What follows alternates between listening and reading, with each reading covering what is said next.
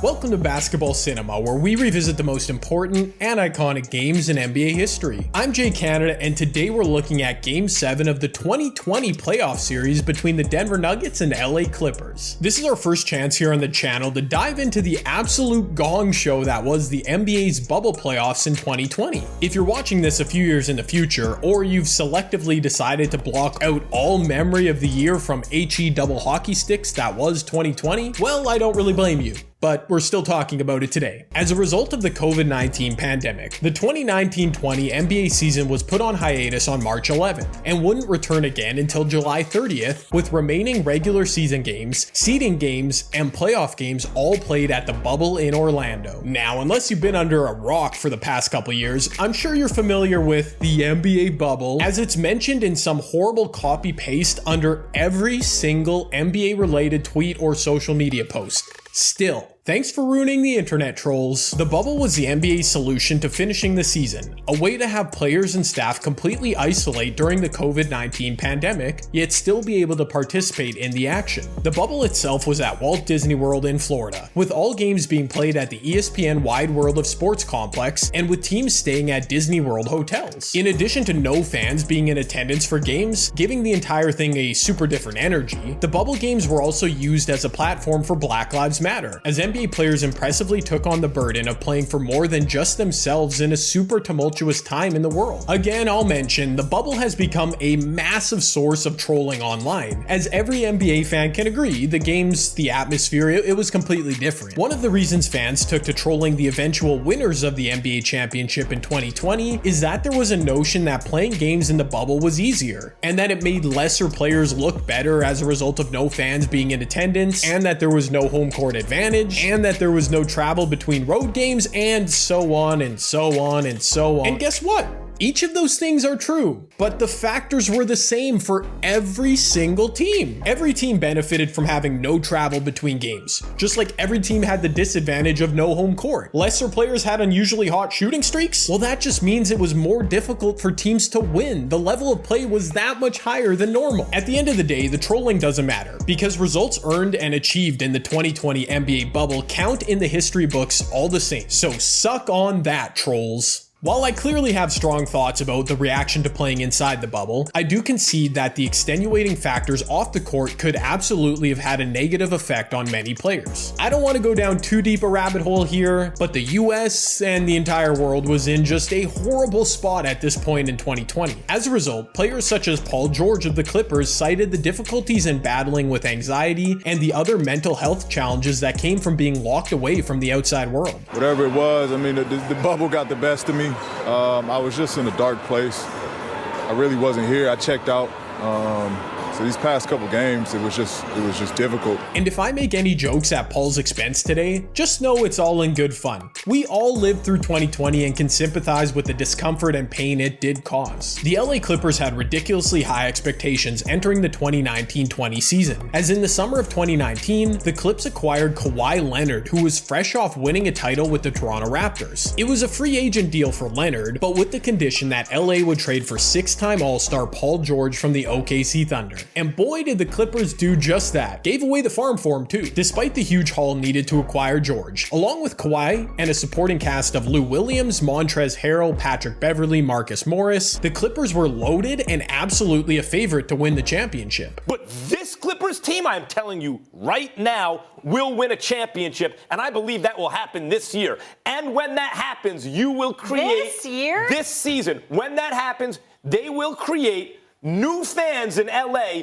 that are Clippers fans instead of Lakers fans. And that was the subplot of the new look Clippers. Since the beginning of time, or the NBA's time I guess, the Lakers have run Los Angeles. Despite a few successful turns, the Clippers were never able to get over the popularity hump in LA to compete with the Lakers. When Kawhi and Paul George were acquired, however, expectations clearly skyrocketed for their on-the-court prowess. But headlined by a new commercial stating that LA was Kawhi and the Clippers city, pressure was clearly on the Clips to outduel LeBron James, Anthony Davis, and the LA Lakers to reign supreme in Hollywood. And right from opening night of the season, when the Clippers beat the Lakers, fans and analysts were expecting to see the two teams meet in the West Final. When the playoffs officially got underway in the bubble, the Lakers were the first seed in the West, the Clippers the second. The Lakers had dusted Houston in their second round matchup, meaning all the other LA team had to do was take care of their business against the good old Denver Nuggets. Unfortunately, that was much easier said than done. Led by Serbian Nikola Jokic and Canadian Jamal Murray, the traditionally built from the ground up Nuggets team was proving to be more than the Clippers bargained for. We'll chat in depth about the different pieces of the Nuggets team as the video goes on, but after starting the playoffs as the third seed in the West, they had to fight tooth and nail to come back from a 3-1 series deficit against the Jazz in round 1. In round 2, well, they were in the exact same spot, as the Clippers jumped out to a commanding 3-1 series lead, but thanks to a massive fourth quarter in Game 5, an MVP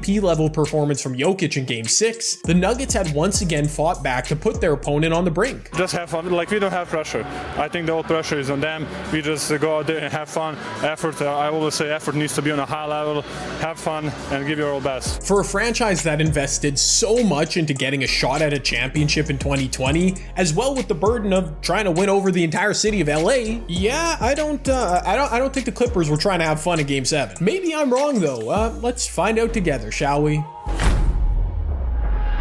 Patrick Beverley, of all people, getting the Clippers on the board in Game 7. A nifty floater in the lane nestled home for 2. Sloppy start for the Nuggets. A great look from Jokic to Gary Harris was bricked. Then Jamal Murray was baited into an offensive foul by Beverley. That sloppy start was turned into a meticulous one though, as Jamal attacked, hung, and hit after working the two-man game with Jokic.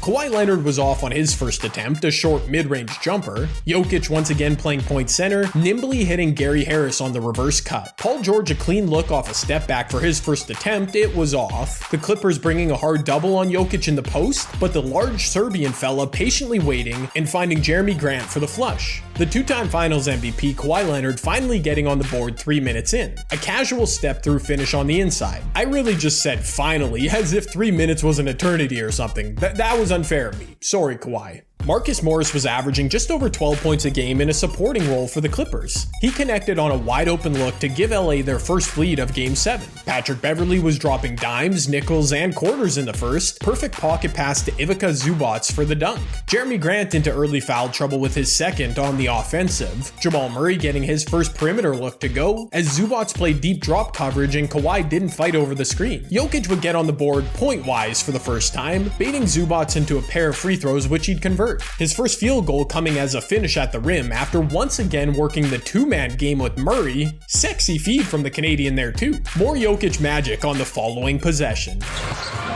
Jokic off the dribble. Off that right foot, and shot is good.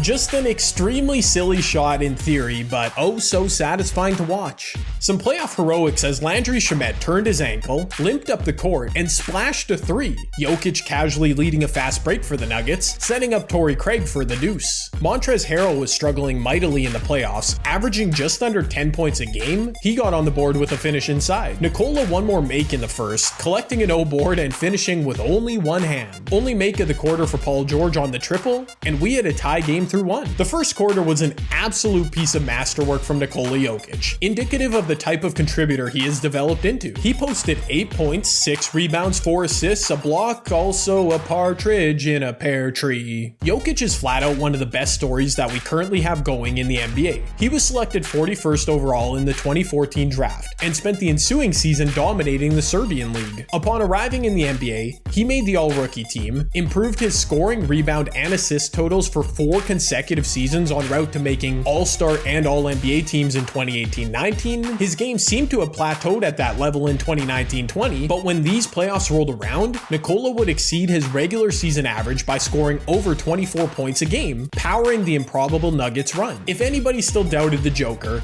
he silenced them in 2021. 26 points, 11 rebounds, and 8 assists per game for the Nuggets as he was named the NBA MVP. By the way, he's still only 26 years old, so yeah, Watch out, NBA. A bit tough to see with Michael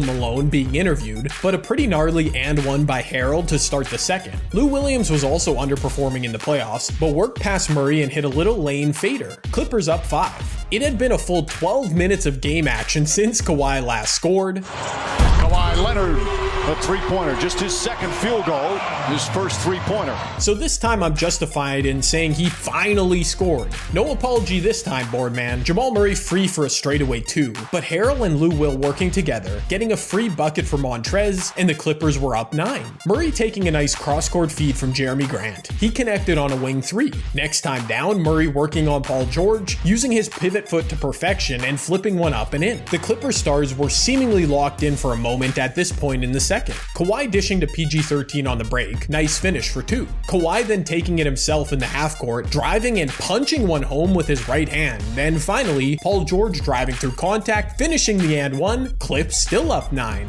This was the best stretch of Game 7 for Kawhi, adding 3 more to his total with a deep connection from the exact same spot he hit one from earlier. Kawhi then attacking in semi-transition, tough finish over Jeremy Grant, biggest lead of Game 7 for the Clippers. Well, the Nuggets are in familiar territory, down by double figures. It's been the case in both Games 5 and 6. But no way they could come back for a third straight game, right? Like, there's just no way. Jamal Murray with his, I don't know, 19th floater in the paint during this second quarter. He then decided to up the difficulty for himself next time down. You see Jokic's numbers are already a double-double plus 5 assists. Murray again drills another. Like, that was almost a floater from beyond the three-point line. Kinda wild. The pride of Kitchener, Ontario wasn't finished here, slicing to the rim for another deuce. After Montrezl Harrell put the Clips back up 6, it would be consecutive 11-foot jumpers from Murray to close the quarter. First a fader over Marcus Morris, then he isolated on Landry Shamet, faded back on one leg and converted. So yeah, Jamal Murray finished the first half with 25 points on 11 of 17 shooting, which is not too bad, honestly. Jamal Murray has become the poster boy for critique of the NBA's bubble situation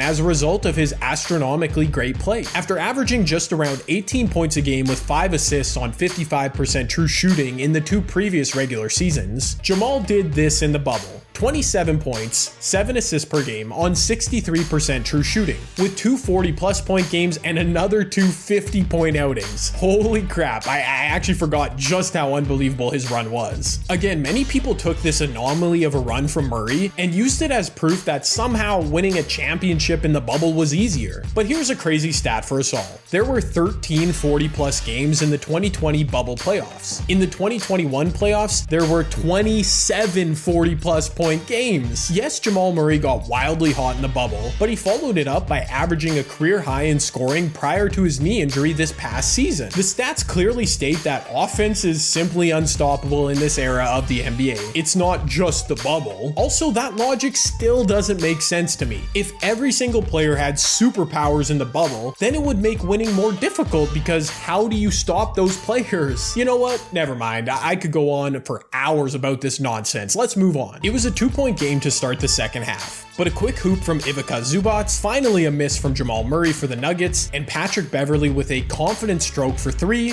and the Clips were back up 7. I mean, what could possibly go wrong? Grant on a nice look from Jamal Murray. Oh, yeah, okay. Big shot from Jeremy Grant, fair enough. Oh, yeah, bad turnover from Paul George, okay. Here's just a fantastic cut off ball from Gary Harris to take Jokic feed for 2. Marcus Morris isolation and mid-range attempt? Really? Okay, well, as long as you buckled down defensively, LA, you might just be... As Grant knocks down another 3, his second three-pointer here in the third causes Doc Rivers to call time as the Nuggets back up by 1. Well, yeah, the Nuggets did it again. Down double digits in 3 consecutive closeout games. Oh, Clippers, just come on, man. Come on. By the way, on that quick flood from the Nuggets, Nikola Jokic was simply picking the Clippers apart, feeding out to double teams with ease and facilitating for everyone. He had 7 assists already in this game. He can also score too, a silky smooth elbow jumper. Jamal Murray with yet another dagger jump shot from the perimeter, a 3 to put the Nuggets up 4. And after Gary Harris took a Jokic dime and also converted a triple, it was officially scary hours for the Clippers. Millsap left open. His three-pointer is good. Okay, now it's scary hours for the Clippers. Officially, LA just hoping they had more life left in this series. You might be wondering where Kawhi Leonard and Paul George were during this stretch. Well, there's Kawhi with a basket, his only make of the quarter. Jokic doing it on both ends, sending a weak Harrell attempt back with ease. He then put an on-time dime out to Paul Millsap on the wing as the veteran made another big shot. The Clippers simply couldn't figure out anything close to a successful defensive strategy against Jokic. He was just picking them apart. Paul George with his only make of the third, a 3-ball coming off some strong ball movement around the perimeter. Nikola clinching his Game 7 triple-double with a spoon feed to Jeremy Grant for the backdoor dunk. JaMychal Green, of all people, getting something for the Clippers to cut their deficit to 6. Torrey Craig from Jokic answered that immediately. Montrezl Harrell with a pair from the stripe, but Monte Morris answering with a buzzer-beating deuce. The Clippers had a 7-point lead to begin the third quarter. They exited the third quarter with an 8-point deficit. The Clippers stars, to their credit, did try to put their foot on the gas with the game slipping away, but Paul George was off on a clean look from the corner. He'd miss a wild attempt from the lane on the next possession down, then Kawhi bricked a tough fall-away 18-footer. PG-13 spinning and trying to feed to the perimeter, turnover. Jamal Murray picking up some loose change, spinning and depositing for 2. Kawhi Leonard, a great look from the right wing, he still couldn't find the range. Michael Porter Jr. was an afterthought in this game, but he attacked, drew contact, and would make a pair from the stripe. Lou Williams a miss from point blank on the layup, and then Murray, long three-pointer. It's good! Jamal Murray from way downtown. It's a 15-point Nugget lead. Like, they didn't just cough up the lead. The Clippers were on the verge of getting blown out. And to be honest, to be quite honest, I watched this game live, and again now, and I just have no explanation. Obviously, LA had no answer for Jokic, and Jamal Murray was actually Steph Curry in disguise. But it was really just a disinterested approach from Kawhi Leonard and Paul George, one that still has me baffled. I mentioned earlier, our guy Paul George was extremely open and honest about his negative experience in the bubble, and I absolutely respect him for that, and I do believe it had a serious effect on his play. With that being said, Paul was just awful for the Clippers. He would eventually go 0 for 6 from the field in this deciding Game 7 of the fourth quarter. And trust me, I'm not letting Kawhi Leonard slide for his poor play. We'll discuss him a bit more later. But George scuffled his way to averaging 19 points a game on 36% shooting in round 1 versus Dallas, before recovering his play a bit in the Denver series, averaging 22 a game, which was below his regular season mark. The big issue for PG-13 was that he shot a combined 3 for 16 from the field in the fourth quarters of games 5, 6, and 7, when the Clippers had a chance to close the series out. That's really, really bad, I'm just saying. To his credit though, Paul George was able to put behind his Pandemic P moniker that Twitter so lovingly bestowed upon him, and he killed it in the 2021 playoffs, averaging 27 and 10, leading the Clippers when Kawhi fell to injury. But back here in the 2020 playoffs, it was just ugly. 3 minutes went by in the fourth, and the Nuggets were still carrying a 13-point advantage. Jokic would flip another unorthodox shot up and in to make it 15. Kawhi came down on the next possession and bricked a 3-point attempt, and moments later, they've gotten a number of second shots, though. George, way off. It's the side of the backboard. Oh man, poor Paul just instantly became an iconic moment, like in a bad way. He got destroyed on social media for that one. And I'm not sure I've ever really seen a dagger shot in a game from the team that loses, and that dagger shot being a miss. But I really think Paul George hitting the side of the backboard on an open 3-point attempt was the death knell for this Clippers season. Another miss from PG-13, this time from the opposite corner. And if there was a traditional dagger in this game, well... Shot clock winding down. Murray puts up a 3. Bang! Jamal Murray from downtown. It's an 18-point lead. 3 more of Jamal's 40 points on the game. A lazy turnover from Kawhi Leonard leading to a Jeremy Grant dunk. And somehow, someway, that was it, y'all. This is absolutely shocking. What a performance by this Nuggets team. So the reaction from the NBA world, fans, media, and so on, well, it wasn't kind to the LA Clippers after they choked this 3-1 series lead. Kawhi Leonard, that might be the biggest choke job we've ever seen in NBA history. I mean, it was that bad. It was that bad. You blow a 3-1 lead. What do? You shoot 6 of 22 from the field. You shoot 1 for 11 in the second half. You didn't even get to the free throw line. Just an absolute pop positive choke job, period. Oh. Yeah, Stephen A, as usual, not mincing words. That was typical of the reaction from around the NBA world. And despite the term choke too often being thrown around with regards to playoff failure, I actually do agree with it in this case wholeheartedly. As established, the Clippers were a team with championship expectations. Finding themselves up 3-1 in the second round of the playoffs wasn't a surprise. It wasn't something to be proud of. That was supposed to happen, yet they couldn't close it out. For Kawhi Leonard specifically, he was touted as the new king of LA, the new best player in the NBA after leading Toronto in 2019. Heck, some people were crowning him as a true all-time great already. If he wins this year, he's one of the 5 best players in league history. MJ, LeBron, Magic, Kareem, Kawhi. Those are the 5 best players ever. But he couldn't close it out, up 3-1? To add insult to injury, I'll also point out that the Clippers at one point or another held a double-digit lead in all 3 potential closeout games, yet they couldn't close it out. As a result of the loss, Doc Rivers was made into the scapegoat for the loss, and would mutually part ways with the Clippers following the playoffs. Importantly, the loss in 2020 burned a valuable year off the Kawhi Leonard-Paul George experience with the Clippers. Both Kawhi and Paul have since signed long-term extensions to keep them under contract in LA through at least 2024. That's obviously the good news, but the 2021 playoffs dealt them a huge chunk of bad news, as during their run to the West Final, Kawhi Leonard went down with a torn ACL. At 30 years old, already having suffered a number of injuries to his lower extremities, it's valid to wonder about how well Kawhi Leonard will age in the coming seasons. I think everyone would agree that the clock is ticking on this once super promising LA Clippers superstar core. Meanwhile, I should also mention, the 2020 bubble run was indeed a miraculous turn of events for Nikola Jokic and the Denver Nuggets. That run would eventually be snuffed out by the champion LA Lakers in the third round, but many viewed it as a springboard for the young Nuggets roster. As mentioned, Jokic would go on to paint a masterpiece of a season in 2020-21, averaging career highs across the board en route to winning MVP. Unfortunately though, Jamal Murray would go down as well to a torn ACL midway through the season, and the Nuggets' championship hopes were all but dashed. Still, a young core of Nikola Jokic, Michael Porter Jr., and Jamal Murray is one I'm betting on for years to come.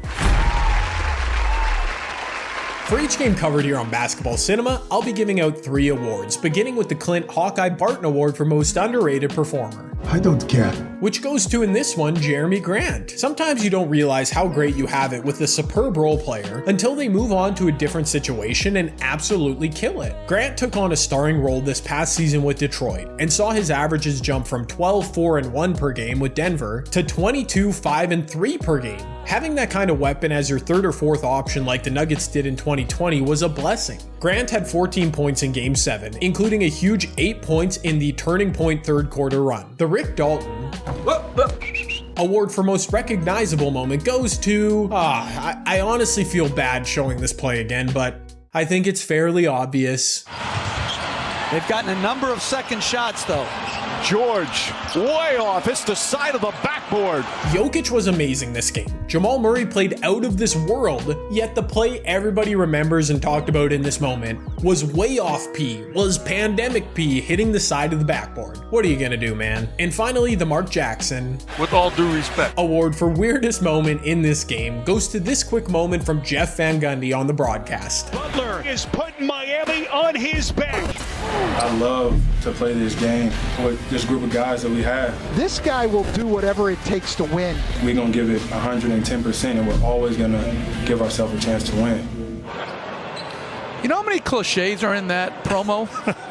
He'll do anything to win. Stan Van Gundy, cliche.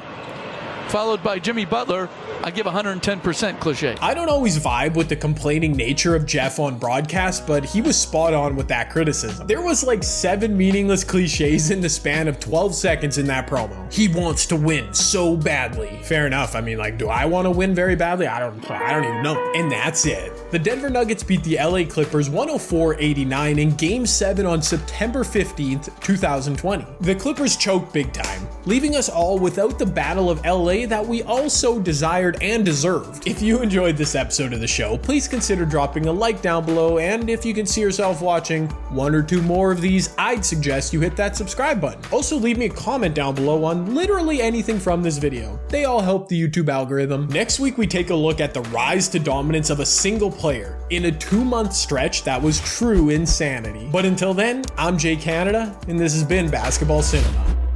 To keep them under contract in LA through the 2019 earned and achieved in the 2020 NBA buttle and spent the ensuing. Do y'all see this Nugget shirt though? This throwback Nugget. I can't really see it with the way I got my camera set up. It's really nice. I really like it, and it's comfortable. Like win-win.